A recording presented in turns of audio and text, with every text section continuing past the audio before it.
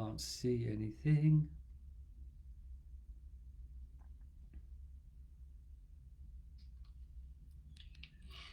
Hello, everybody.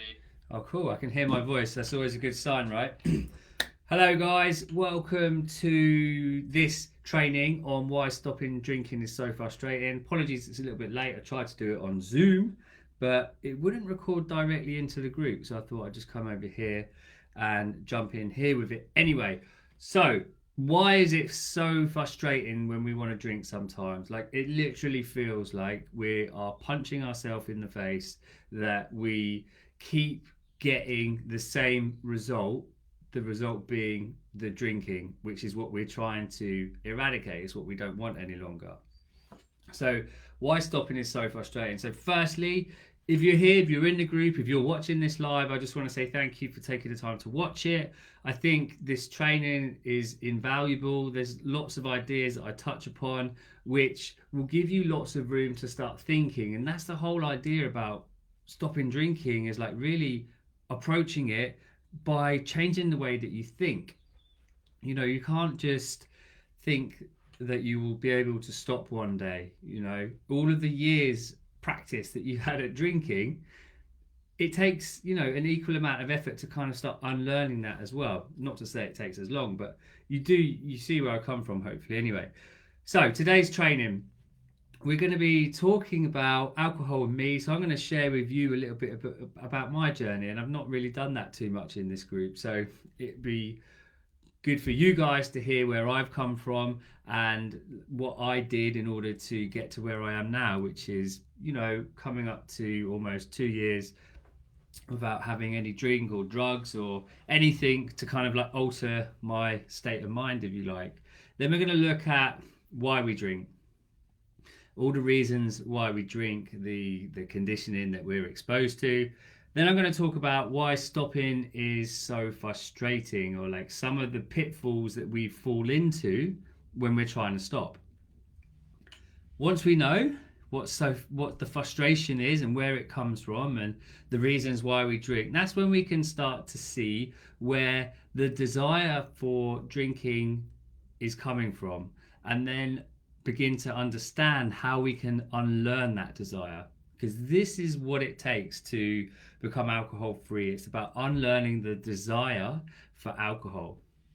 And then finally at the end, I talk about any ways if you want to like catch up with me, to work with me, or if you've got any questions you want to ask about what we've gone through in this training this evening. So if you are here and you're watching, just give yourself the time. Like, I know we're on Facebook, there's going to be distractions galore, there's WhatsApp and all the other ones going off, but you know, like, just take time to watch this video. I'm going to keep it as short but as punchy as I can, and you know, 20 to 30 minutes, that's all that we're going to need, and I think that's plenty of content for you guys to go away and start using when you are on your journey to becoming alcohol free. So commit, like, show up, do the work that we talk about. Don't just let this be another video that you watch that you don't take action on. This is something that I was particularly good at. Like, I was always seeking a new way. Like, there had to be a different way for me to be able to stop. So I'd read different books, I'd watch different programs, and I never really followed through or implemented what I was being taught. So yeah, it's really important that if you really want to go for that change, it's like commit and show up and do the work. So I am a life coach, and that's the work that I do. So what is life coaching? Well, life coaching is the opportunity to speak with someone else without having fear or judgment for hearing what your mind thinks out loud. You get to understand the way you think, and if needed, how to change it to get more of the results you actually want in life.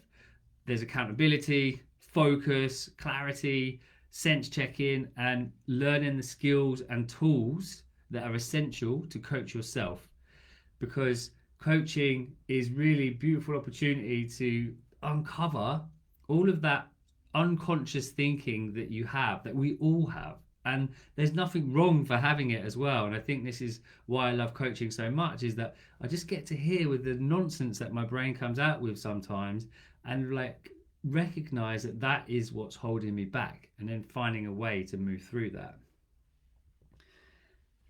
The three things I teach within my coaching to help people stop drinking is around belief, love, and learning, or unlearning in this case as well. Now, I think it's really important to be able to start building that belief in yourself that you are able to stop drinking.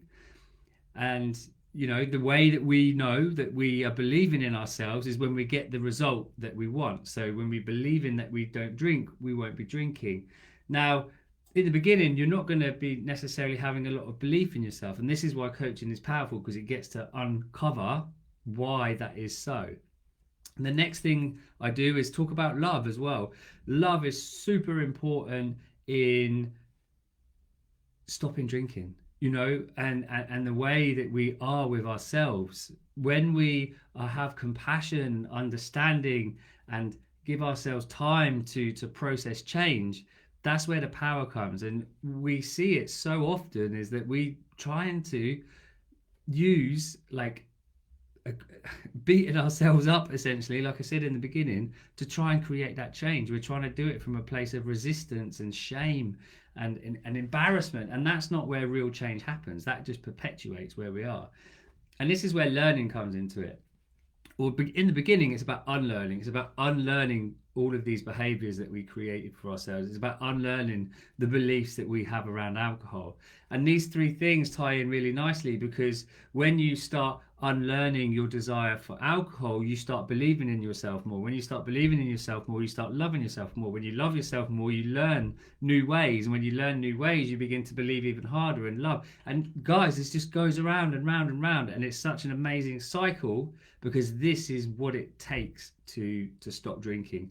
It's about having belief, it's about loving yourself, and it's about the willingness to learn or unlearn everything that you've ever known about alcohol and even yourself.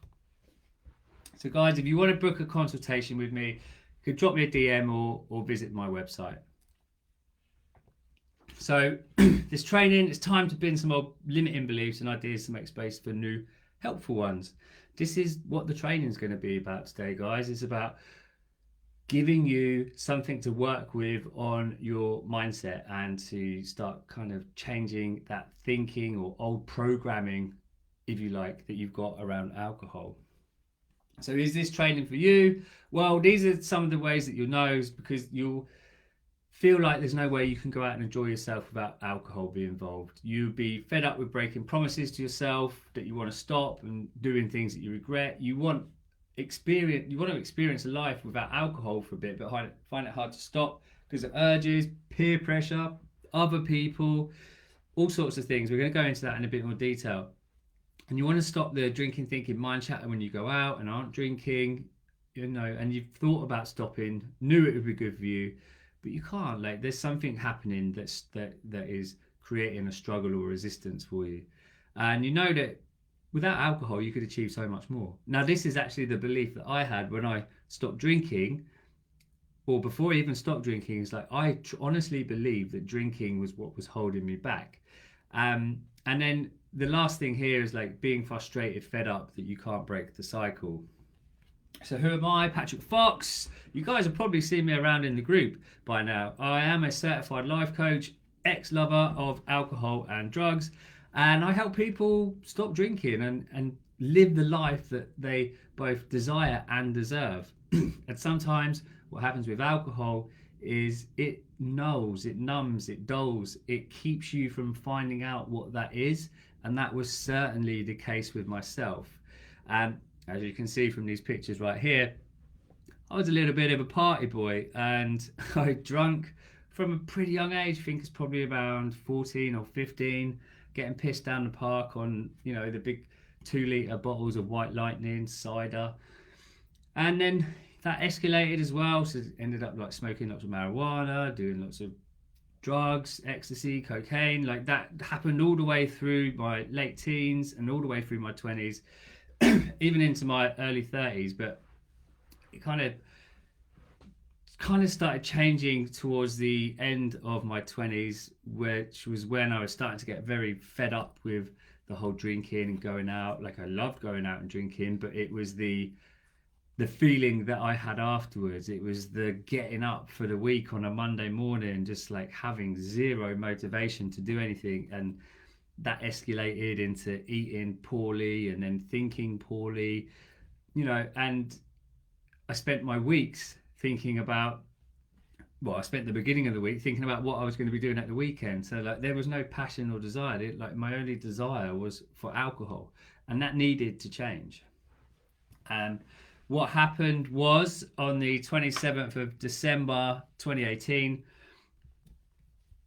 that was actually the final time that I drunk alcohol. I was at a football match, or soccer if you're based in the US, and I went to the game on Boxing Day afternoon.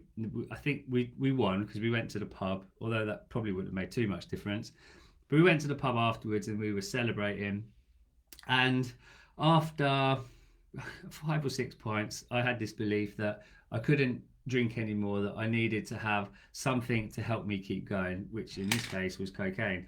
And after those 5-6 beers, I started getting like this anxious feeling that I had to get this resolved. So I ended up phoning up loads of people, trying to buy drugs.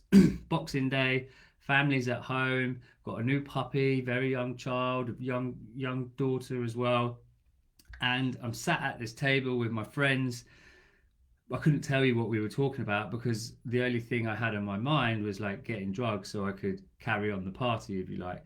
And then my phone was dying, so I had to go across the road to get a battery charger. The battery charger didn't work, and then I only had 10%. My battery at that point was playing up, and it just making me feel super anxious. And I was in the pub and I was asking all these different people if they could help me out and stuff, and that was a real sliding doors moment for me that evening, because luckily I wasn't able to get anything. And not uncommonly, I woke up the next day on the sofa downstairs, as I did many times after I'd been drinking. But this time was different because when I woke up, I remember my girlfriend coming into the room and I was like, I can't do this anymore. I can't do it.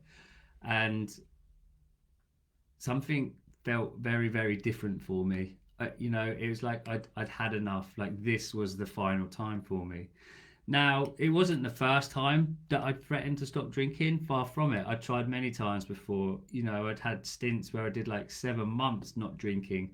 And at the time, my excuse was that I was training for the London Marathon, so I didn't want the drinking to impede my training.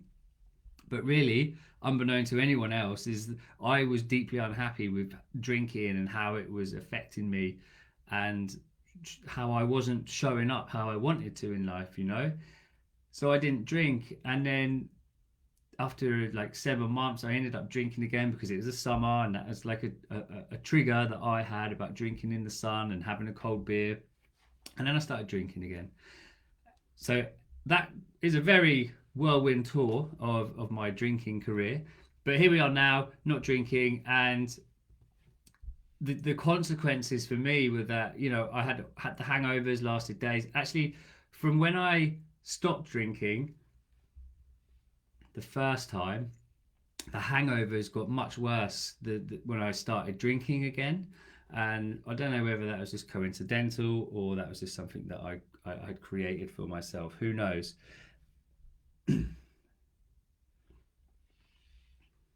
Sarah Jane, I'm not sure if what's going on with the video. I will keep recording and hopefully it comes out and we'll be able to share it. If not, I'd have just done a lot of talking for no reason. But I'll keep going. Hopefully it'll be all right. So the consequences for me were like awful hangovers that lasted. I was super low energy, moody, and a grumpy dad and a partner. One of the reasons for stopping primarily is that I didn't want to turn into the dad that I had, the dad who was drunk on the sofa, who prioritized going to bars for our weekends that we spent time with. And that's really not the path that I wanted to go down. And then I'd have the pity parties about how feeling sorry for myself and how hungover I was and people should feel sorry for me. Then I was overweight from the drinking. I was overeating because of the hangovers. I was worrying about the damage to my body and my brain, but I wasn't doing anything about it. I was just kind of persisting with it all. I was more interested in planning my next drink than working on my business. I didn't want. I was leaving a poor influence on my children, right? My daughter wrote me what are those poems where it's a word and you start a sentence with each one, and it's like beer is his favorite thing to drink. And I think now, and it makes me a bit sad, and especially when I see the memes about drinking and mums and stuff like that. So I felt fed up, stuck, and frustrated. So why do we drink alcohol? I think this is really important to recognize, and a lot of it comes down to the way that we're exposed to it. Alcohol's been around for thousands of years, and it's probably going to be around for thousands of more years as well. And we are brought up in a society that uses alcohol to celebrate, to commiserate. You have an argument, you have a drink, you have a bad day at work, you have a drink, you have the kids kicking off, you have a drink. Like, we've been brought up in the environments, whether it's through our family, friends, or the films we watch even, that demonstrate that we use alcohol in these situations because they somehow make them better. And it's no surprise that with it being a £16 billion industry, in the UK alone, like, it's not going to be going anywhere. So we can either fight against it, or we can accept it's here and then like change our thinking about it. We get alcohol obviously in bars, restaurants, sports. I went to get my hair cut. I can get a beer in there if I wanted one. We can get it in the waiting lounge for an airport. We can get it on the plane. We can get it in petrol stations 24 hours. We can get it in supermarkets, literally anywhere, and I played around with golf in Spain. What do you get? You get a guy driving around with a golf buggy selling beers. So it's everywhere. And then even when we look in the social media, right? Look at all these memes that we see about how alcohol may not solve your problems, but neither will water or milk. It's glamorized. It's made to look like it makes life better, like it's a normal thing to do. Yet we know that if it was to be brought out now as a drug, it would be illegal, and that would never change, right? That's never going to change for us in our lifetimes, for sure. And then there's all the reasons why we drink, right? So it could be because of trauma, it could be through being unhappy, it could be because of relationships, it could be through celebrating, it could be through social. We use it as a coping mechanism, as a way to feel different than we currently do, or as a way to fit in, which was one of the reasons why I started drinking originally, is because I wanted to fit in. And the way to do that was to get into a crowd of people who drink and did drugs.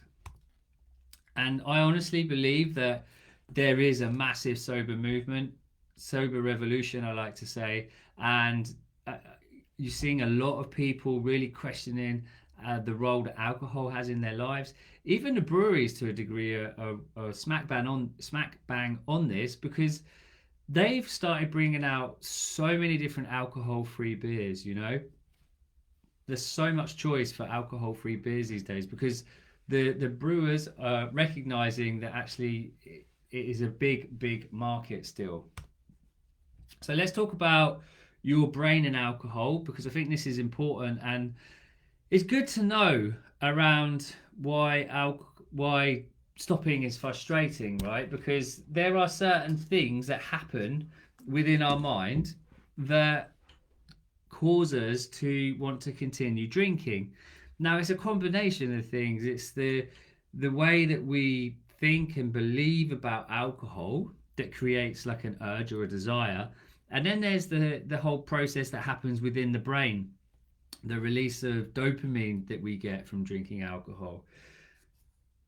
So your brain, each time you drink, your brain releases dopamine, right? So dopamine is that feel-good, pleasurable feeling that we get. We also get it from laughing, for example. But for alcohol, it's really concentrated, so we get a lot more dopamine release. And then when you start including things like cocaine, it's like 7 times more.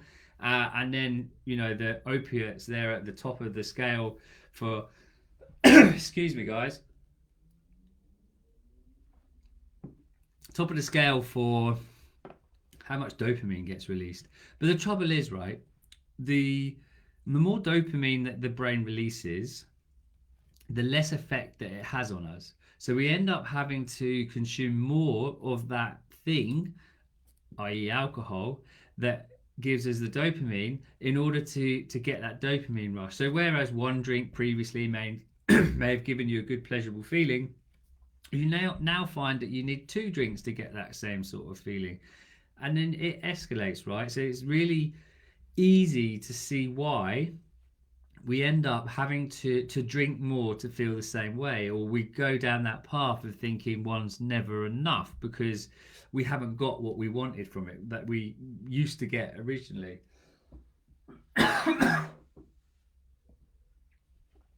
Sorry for all the coughing and spluttering over here. And there's this part of our brain called the motivational triad. Now, there are lots of different areas of our brain, but there's two that I'm going to tell you about now. You've got the primitive brain, which is the back part of your brain. This is the brain that we had thousands of years ago as we were evolving as a human species.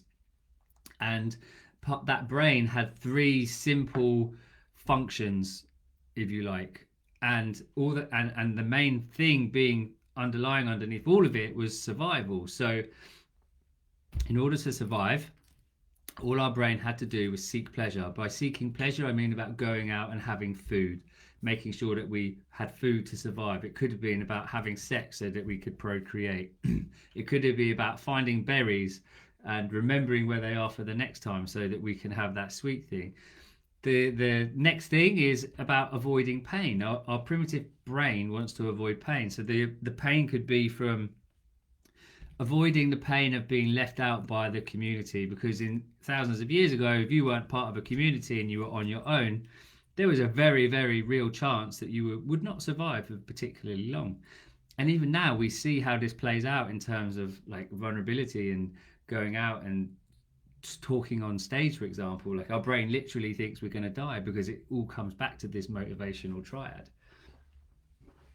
We also want to avoid the pain of being eaten by lions or tigers or whichever wild boar animals are out there back in those days that could have caused us pain. And then thirdly, our primitive brain wants to conserve energy. We want to conserve energy because we might not know when the next meal is. We might not know when we're going to be in danger and have to all of a sudden, make a run for it and stuff. So this primitive part of our brain, this still plays out now, but the difference is that we've also got the prefrontal cortex. Now, this part of our brain is the decision-making center. It's where we do planning. It's where we get our personality from. It's lots of things happen here. But our brain wants to default back to its primitive state. And this is why alcohol, or where alcohol fits in, because our brain loves alcohol because it gets a very high dopamine release. It gets a lot of pleasure. By drinking, we get to avoid pain. We get to avoid feeling emotions or to dealing with things that are happening in our life. And we also conserve energy by drinking alcohol because it's efficient. It's an efficient way to kind of shut down and not use the prefrontal cortex part of our brain to think about making decisions.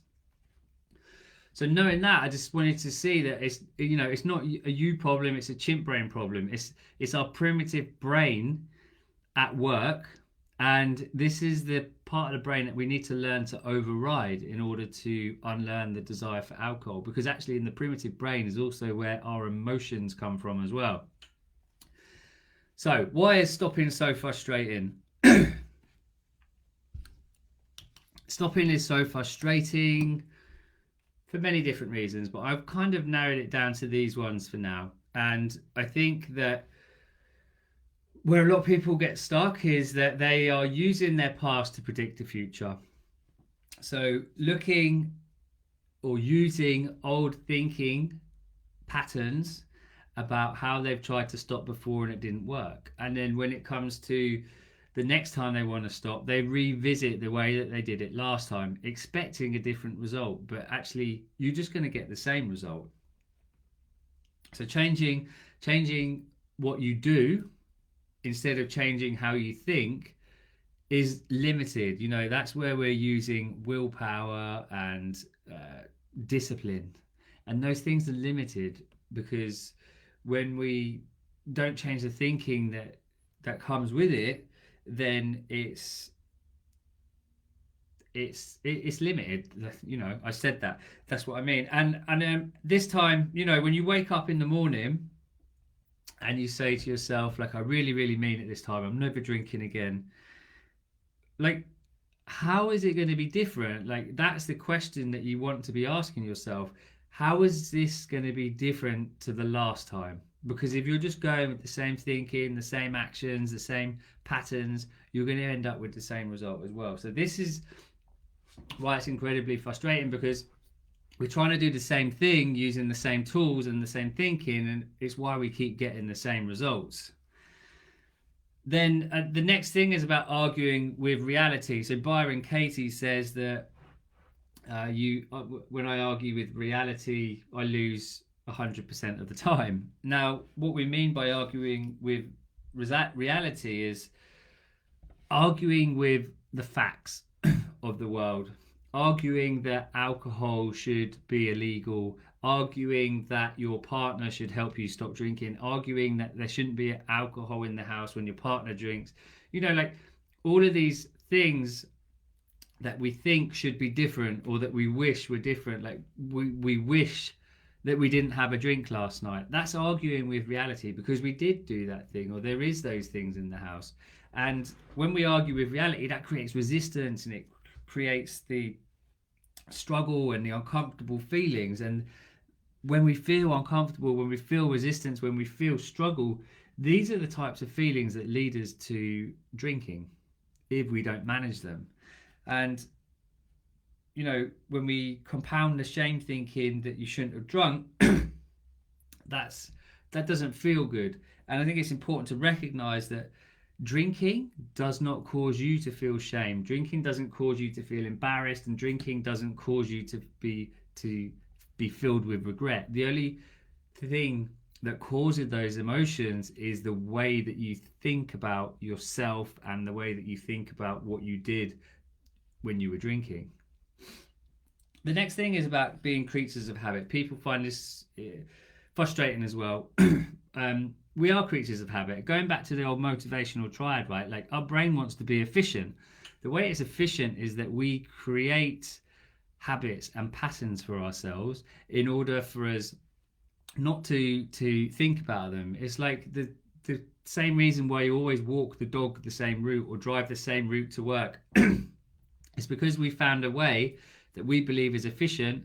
Our brain doesn't have to think about it too much. It drops down into the subconscious mind, and a habit is created. And you know, with habits, it's drinking is a habit.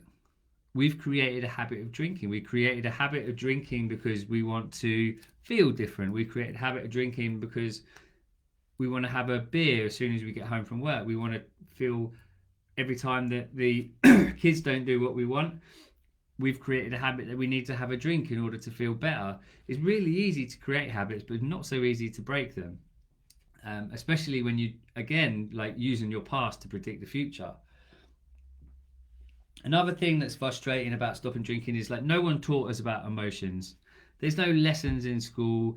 There, you know, even now as a parent, and I'm trying to teach my children about emotions, it's still challenging, right? Because when we're younger, our brain is still developing. Like, we don't have that cognitive ability just yet, and it's something that develops over time. So, you know, unless we're taught about them and really drilled into us, we don't know about them.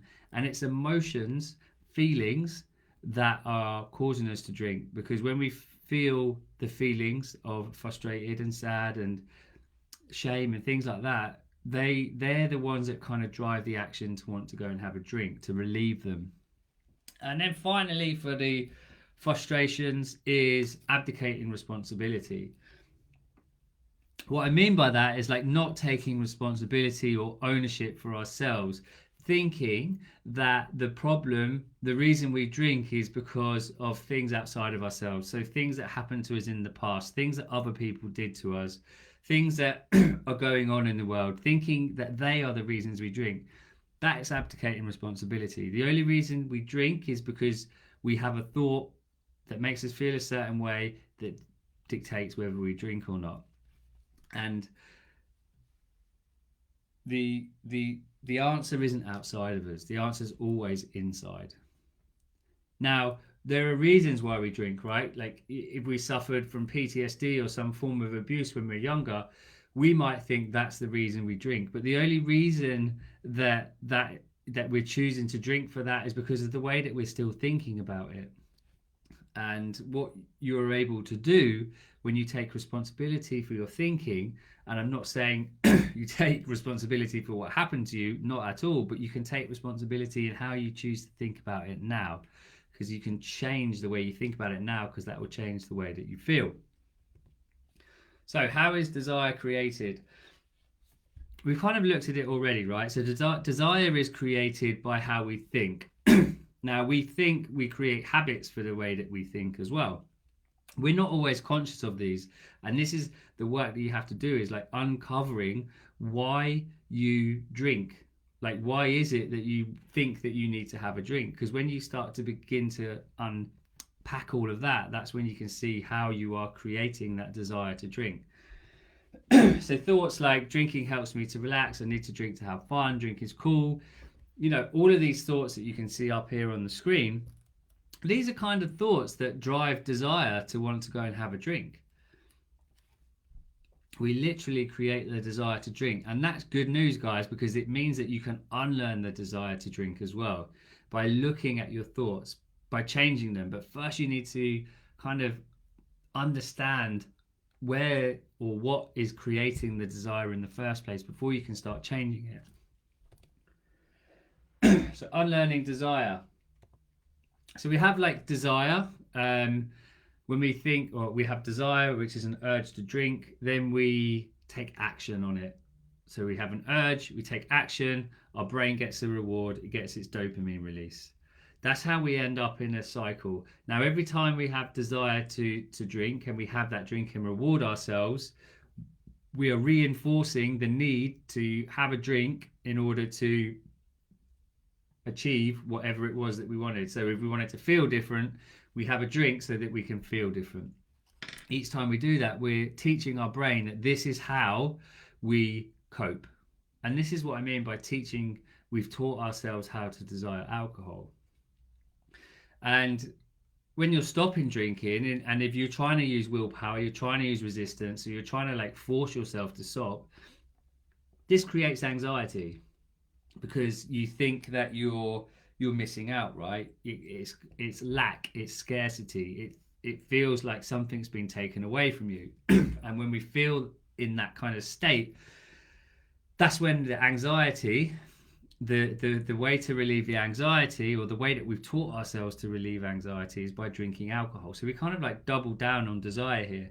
The thing that creates the anxiety is the alcohol, and the thing that relieves the anxiety is the alcohol. So this is like the pattern that we want to be aiming for, right? It's about having no desire, because when there's no desire, we don't have to drink, and when we don't drink, there's no reward. Our brain doesn't register that this is something we need to do. So we have to learn or unlearn our desire for alcohol. So how do we do that? So we got to either decide or deceive.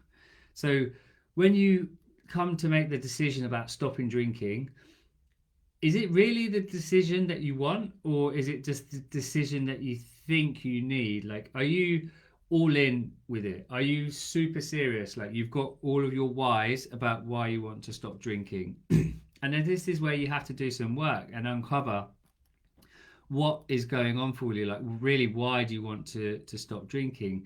And you, like, guys, you've got to approach this not with judgment or any kind of judgment is the word still.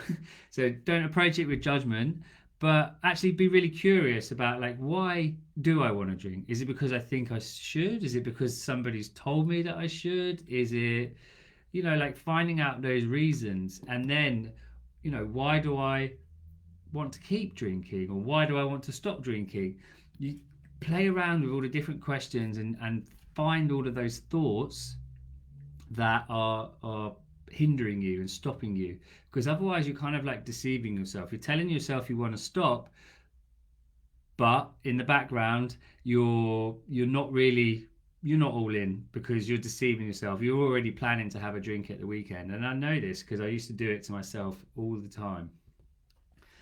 Another thing you can do is like fail to plan, plan to fail, right? Drinking or unlearning your desire to drinking, it can happen, right? It can just happen, but like there is a process behind it. The reason it will just happen is because whether you're consciously or intentionally doing it, you've started to change the way that you think about alcohol. So for me, when I stopped and I woke up that morning, I'd already tried a few times. I'd already been reading This Naked Mind by Annie Grace. I'd already been starting to like fill my mind with new information, facts, thoughts that were going to help me to unlearn my desire for alcohol. And then once I knew that was in place, like it became easier to make that decision not to want to drink again. And when you are just like stop out of the blue and there's not being any kind of planning or lead up to it, what happens is that we will say we're going to stop, and then if we don't stop, we use it against ourselves. We use it against ourselves. So what I suggest is, like, when you are looking to stop, like, already be in the process of learning or thinking about alcohol in a different way and thinking about yourself in a different way. Like coming back to the three things I teach, right, about belief, love, and learn. Like really start, like get stuck into that. Like, what do I need to believe about myself? What can I love about myself today? What can I learn, or what can I unlearn by researching? And then we've got to look at the emotional side of things, right? Now this is one of the most powerful things you can do when you are looking to stop drinking. And you know, this is the thing that you are avoiding a lot of the time. Like, why we do anything is because of the way that we want to feel, right? And the same is true with drinking. So when you have that urge to drink or that desire to drink, it's going to feel like you have to respond to it, otherwise you're going to die. Go back to the primitive brain, right? Our motivational triad. Like our brain wants to avoid pain, and right now it's thinking that pain is the urge, and the only way to relieve the urge is to drink, because that's the way that we've taught ourselves. And to allow an urge, with there's three things you can do, right, with an emotion or an urge. Is like you can respond, so you can have a drink. That's one way to get rid of it. That's not what we want. That's not why we're here. The second way is you can resist it. Now when you're resisting it, this is using willpower, and we know that willpower will only get you so far. So when you're resisting it, effectively what you're doing is you're trying to push it away. You're trying to pretend it's not there. You're trying to keep busy and do other things. Now, if this works, amazing, and you know, I have seen it work for people, but I also believe that this is not the most effective way, because the most effective way is to allow an emotion or a feeling to be there. Well, what does that look like? So literally, like, you have an urge or desire to drink, you just take 10 minutes, you sit down, you breathe, you feel where that emergency, where that urge is in your body, right? Like, where is it? Where can you feel it? Is it tight? Is it in your chest? Does it weigh down heavy on your shoulders? Does your throat feel constricted? Like, really be curious about where that feeling is showing up in your body, because an emotion, all an emotion is a sensation in our body. So when we allow that feeling to be there, we breathe into it. These do not last forever. Like, it might feel like it, but it will pass. Like 10 minutes, that can pass. Now in another 10 minutes you might get another urge. That's fine, same process. But every time that you do that, you sit there and you allow that urge to be there, you are unlearning your desire for alcohol. Do that 100 times and you'll be a completely different person. And self-compassion and love, you know, I've touched on this already. This is so important, and one of the reasons why we find it so frustrating is because we are not kind to ourselves. We don't treat ourselves like we would a best friend.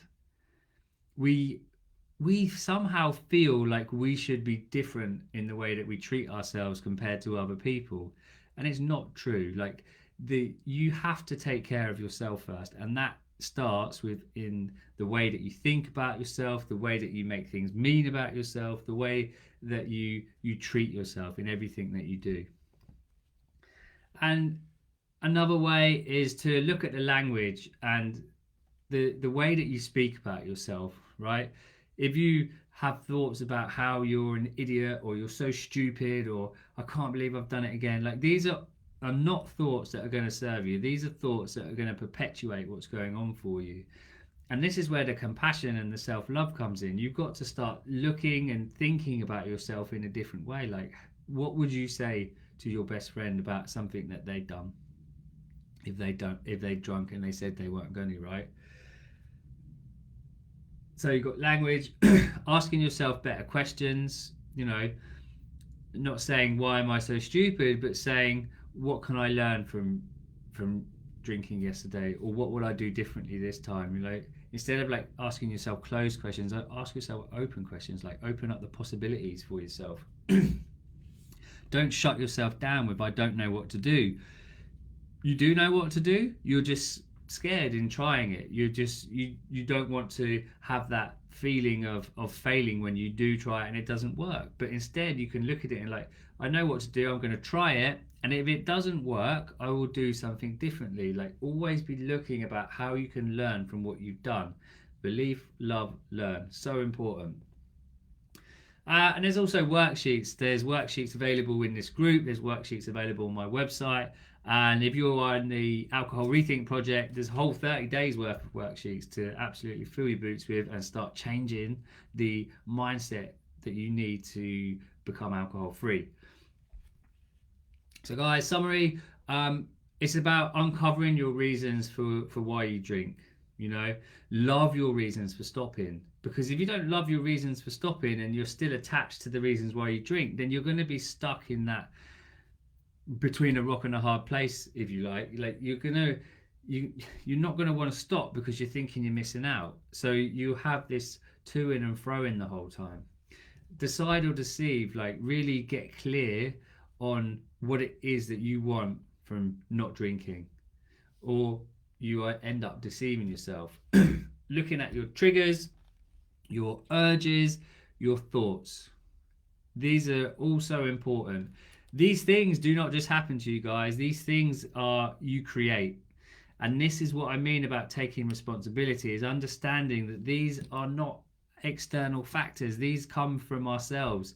Your kids, your partner, your boss, your day at work, they do not make you drink.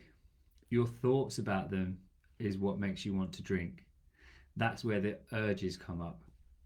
And then one of the most important ways I've shown in how to stop drinking is like allow those urges to be there, like without acting upon them, just breathing into them. Not being a victim to the sensation is in your body, but actually taking the time to sit back and be with them. And then there's kindness and compassion. I can't keep saying this enough. Like, I don't know why, but it's a human thing. Like, every human on the planet are highly critical of themselves a lot of the time. And it's working through that, like having that kindness and compassion for yourself like you would a best friend.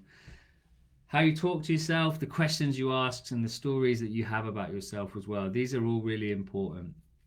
And there's worksheets, guys. There's always worksheets. Just always ask me if you want something to work on. Benefits of life coaching to stop drinking. So you learn how to stop that drinking thinking. Like, if you work with me, I will show you how to unlearn the desire. We recreate coping mechanisms and form new habits. You learn how to live a life after alcohol, because I give you the tools, I give you the processes and steps that you need in order to coach yourself, to recognize your thinking patterns, and to notice those times where your thinking is taking you down a path that you really don't want. We won't do the Q&A because the Zoom didn't work. So what I'm going to do, guys, is if any of you want to schedule a free consult with myself, it's a case of me asking you some questions and finding out how it is that I can serve you best in stopping drinking. Finally, here's my details. But you know where I am, guys. I'm always in the group. If you want to get in contact with me, you can just drop me a DM. So that's it. I hope that was reasonably quick. I was aiming for 20 to 30 minutes. It might be slightly over. But as you can see, we got through a lot of content in a short amount of time. So, go back and watch this video. If you didn't get it all down, go back, rewatch it, write down some ideas. Like, what can you take from this now that you can start implementing for yourself in stopping drinking? Like, what can you use to unlearn the desire? What can you use that will teach yourself that actually you don't need alcohol to cope with stressful situations or anxiety, that you don't need alcohol to go out and have fun? It's all totally possible to go out, have fun, and be sober. I promise, guys, I've done it. And I just want to wish you an awesome evening, and I will catch you all in here tomorrow for day 2 of the Alcohol Rethink Project. Take care, guys. Lovely to see you. Bye.